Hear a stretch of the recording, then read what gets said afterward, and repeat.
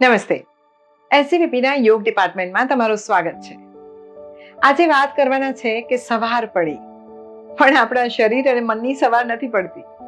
રોજ સૂર્ય ઉગે છે, પણ એ સૂર્યની અસર આપણા મન ઉપર નથી થતી, કારણ કે સવારે કંટાળો આવે છે અને રાત્રે ગમે તેટલું નક્કી કરીને સૂઈ જઈએ કે કાલે તો મારે સવારે વહેલા ઉઠવું જ છે, પણ સવાર પડે છે, અલાર્મ વાગે છે, એલેક્સા પણ બોલી બોલીને થાકી જાય છે કે ભાઈ સવારના 6 વાગી ગયા, 7 વાગી ગયા, ઉઠો હવે. પણ ઉઠવાનું મન જ નથી થતું. હવે આ મનનું શું કરીએ?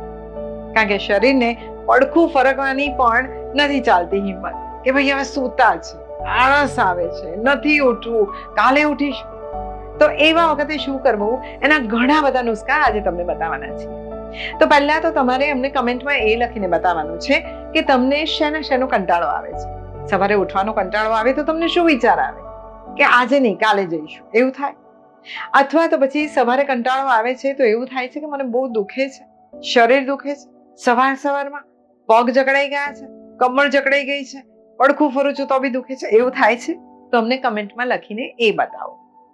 હવે અત્યારે જો હું શરૂઆત કરીશ તો એ કે સવારે તમારી આંખ ખુલી, એલેક્સાએ કીધું કે સવારના 7 વાગ્યા છે, ઉઠો, અને તમારી આંખ ખુલી ગઈ.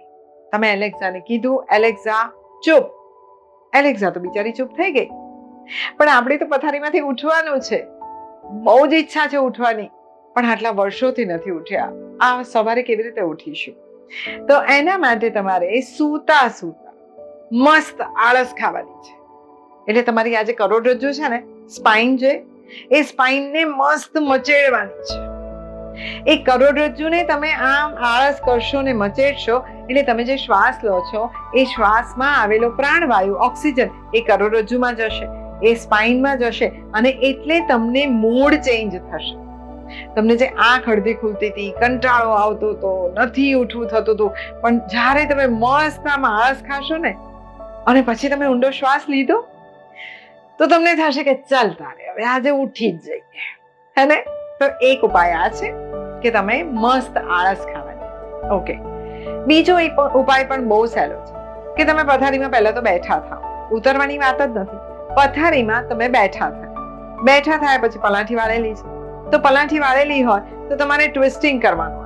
આમ રાઈટ સાઈડ ઊંડો શ્વાસ લેવાનો, પછી આ સાઈડ ઊંડો શ્વાસ લેવાનો. આજે તમે ટ્વિસ્ટિંગ કરો છો ને, again you are working on your spine. તમારી કરોડરજ્જુ ઉપર કામ કરો છો. તમારી કરોડરજ્જુ જે આમ ફરે છે, એ મરોડ જે આવે છે, એ વખતે એક વર્ટેબ્રામાં પ્રાણ પહોંચે છે અને તમારો મૂડ ચેન્જ કરે છે. એટલે તમને એવું થયું કે બેસી ગયા અને આ મસ્ત આળસ ખાધી અને પછી આ ટ્વિસ્ટિંગ કર્યું, ભારદ્વાજાસન કર્યું સૂતા અથવા બેઠા, તો પછી તમને થશે કે ચાલ હવે મૂડ ચેન્જ થયો છે યાર, વાંધો નથી, આમ થોડા ફ્રેશ તો થઈ ગયા, આપણે પથારીમાંથી નીચે ઉતરીએ. હવે પથારીની નીચે તમે પગ મૂક્યા, તમે વોશરૂમ ગયા, હજુ પણ તમને થોડો તો કંટાળો આવે જ છે, થોડી ઊંઘ પણ આવે છે. તો હવે શું કરશો? When you go to your washroom તો તમારે ઠંડુ પાણી તમારા પગ ઉપર રેડવાનું. ઠંડુ પાણી. જ્યારે તમે ઠંડુ પાણી તમારા પગ ઉપર રેડો છો ને, અચાનક તમે જાગૃત થઈ જાઓ છો. કરી જોજો અને પછી મને કહેજો, કમેન્ટમાં લખજો કે ખરેખર આ સાચું છે કે નહીં. કારણ કે મારી પાસે જેટલા સ્ટુડન્ટ આવે છે એ બધાને જ્યારે કંટાળો આવે ને ત્યારે હું એવું કહું કે તમે પહેલા આળસ ખાઓ, પછી સૂતા ટ્વિસ્ટિંગ કરો અને પછી તમે બાથરૂમમાં જઈને પગ ઉપર ઠંડુ પાણી રેડો, પછી તમે જાગૃત. અને જાગૃત થયા પછી શું કરશો?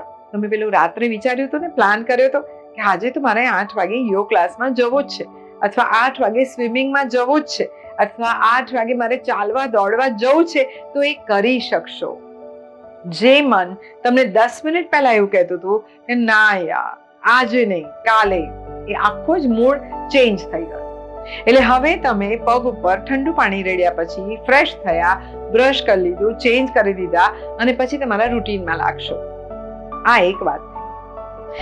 હવે બીજી વાત કરીએ કે તમને સવારે આંખ ખુલે ને એવું થાય કે આ કમર બહુ અકળાઈ ગઈ છે, આ દુખે છે કે આ કમરમાં ભાર કેમ લાગે છે? તો એના માટે શું કરશો? તો એક સરસ ઉપાય બતાવો કે તમે સૂતા છો, તમારી આંખ ખુલી ને તમને એવો વિચાર આવ્યો કે મારી કમર દુખે છે, તો તમે સૂતા પલાઠી વાળો. સૂતા પલાઠી વાળવાની છે, એટલે 2 પગ વાળવાના છે અને વાળ્યા પછી બંને હાથને ઉપર નમસ્કાર મુદ્રામાં સીધા કરવાના છે અને એ હાથ સીધા કરતા કરતા તમારે કાન પાસે લઈ જવાના છે. એટલે તમારો આ પાર્ટ ખેંચાયો. એ જે આ પાર્ટ ખેંચાયો ત્યાં જે વાયુના કારણે જે સ્પાઝમ આવી ગયું હતું એ વાયુ દૂર થશે. તમને ગેસ પાસ થશે, અથવા તો તમને વોશરૂમમાં જવાની ઈચ્છા થશે, યુરિનેશન થશે, સ્ટૂલ પાસ થશે, અને પછી જુઓ વાયુ જ ખસી ગયો તો તમારી કમર જે ભારે લાગતી હતી, અકડાઈ ગઈ હતી, દુખતી હતી, જકડાઈ ગઈ હતી, એ બધું જ ઓછું થઈ જશે. સૂતા સૂતા પહેલા તો પલાઠી વાળો, નમસ્કાર મુદ્રા કરો, માથા પાસે હાથ લઈ જઈને ફૂલ સ્ટ્રેચિંગ કરો હાથથી. એટલે અપર બોડીને તમે સ્ટ્રેચ કરો છો ઉપર તરફ, એટલે નાભી ઉપર એની અસર થશે અને તમારા કમરના દુખાવા ઓછા થશે. હવે વધારે ઓછા કેવી રીતે થશે? તો એ વધારે ઓછા જ્યારે તમે પલંગમાંથી ઉતરો છો, પડખું ફરીને તમે જ્યારે નીચે ઉતરો છો અને વોશરૂમમાં જાઓ છો, આ ત્યાં તમે ફ્રેશ થઈ ગયા પછી બીજા 25% તમારી કમરમાં રિલીઝ થશે, દુખાવો ઓછો થશે. અને પછી તમે તમારા રૂટીન કામમાં લાગો. તમારે રસોડામાં જવાનું હોય કે યોગમાં જવાનું હોય કે ચાલવા જવાનું હોય, એ નીકળી જાઓ. એ 25% જે દુખાવો બાકી રહ્યો છે એને બહુ માઇન્ડ ઉપર ના લો, તમે નીકળી જાઓ. અને પછી મુવમેન્ટમાં શરીર આવશે એટલે પાછળનો જે 25% દુખાવો છે એ પણ ઓછો થઈ જશે. તો આ બીજી વાત પૂરી કરી. હવે જે લોકોને ઉઠે છે અને માથું બહુ દુખે, સવારે જેવી આંખ ખુલે સખત માથું ભારે થઈ જાય, એમ થાય કે બાપરે આ સવારના પોરમાંથી માથું દુખે છે, આખો દિવસ કેવી રીતે જશે? તો એક સરસ ઉપાય બતાવો. તમને જેવી આંખો ખુલે ને માથું ભારે લાગે, માથું બહુ દુખતું હોય, તો તરત જ તમારે જમણા પડખે સૂઈ જવાનું, રાઈટ સાઈડ સૂઈ જવાનું, પડખે, હે ને? તો હવે તમે જમણા પડખે સૂવો છો તો તરત જ તમારી ચંદ્રનાડી એક્ટિવ થશે. એ ચંદ્રનાડી એક્ટિવ થશે એટલે શું થશે કે તમને જે પેલું માથાનો દુખાવો હતો, પછી એ વાયુના કારણે હોય કે પિત્તના કારણે હોય, પણ when you are turning to your right અને ચંદ્રનાડી એક્ટિવ થાય છે એટલે ઠંડકનું વાતાવરણ, એ જે આપણા અંદરનું તાપમાન છે એ બેલેન્સ થશે. એ બેલેન્સ થશે એટલે જે ગરમીના કારણે, વાયુના કારણે જે તકલીફ થતી હતી એ ધીમે ધીમે એનું શમન થશે. એટલે ચંદ્રનાડી એક્ટિવ થાય ઓટોમેટિક આ પડખું ફર્યાથી પછી જુઓ માથાનો દુખાવો 10 થી 15 મિનિટ તમે પડખે સૂઈ રહેશો તો ઓછો થશે. એના પછી તમારે શું કરવાનું? તો એના પછી તમારે સાદું પાણી, માટલાનું બી નહીં, ઠંડુ બી નહીં, તો સાદું પાણી તમારે 3 ગ્લાસ એક સાથે પીવાનું છે. હવે તમને થશે કે 3 ગ્લાસ કેવી રીતે પીવાય? આ 2 ગ્લાસ પીધા ને ત્રીજો પીતા પીતા તો મને ઉબકા આવી ગયા. ધેટ્સ ઓકે, ઉલટી થાય, ઉબકા આવે તો કરી લેવાનું, પણ 3 ગ્લાસ એક સાથે સાદું પાણી પી જવાનું. એ જે પાણી અંદર જશે એનાથી તમારા વાયુ અને પિત્ત ઉપર સારી અસર થશે અને માથાનો દુખાવો ધીમે ધીમે ઓછો થશે. તો આ તમને એ પણ નુસ્ખો બતાવ્યો કે સવારે ઉઠો અને માથું ભારે થઈ જાય તો શું કરવાનું, સવારે ઉઠો અને તમને કમરમાં દુખાવો થતો હોય તો શું કરવાનું, સવારે ઉઠો અને તમને બહુ જ આળસ આવતી હોય તો શું કરવાનું. આ બધા ઉપાયો તમને બતાવી દીધા છે. તમે કરી જુઓ અને અમને જણાવો કે ખરેખર how useful it is to you. આવી જ નવી નવી વાતો લઈને અમે આવતા રહીશું SGVP ના યોગ ડિપાર્ટમેન્ટમાંથી.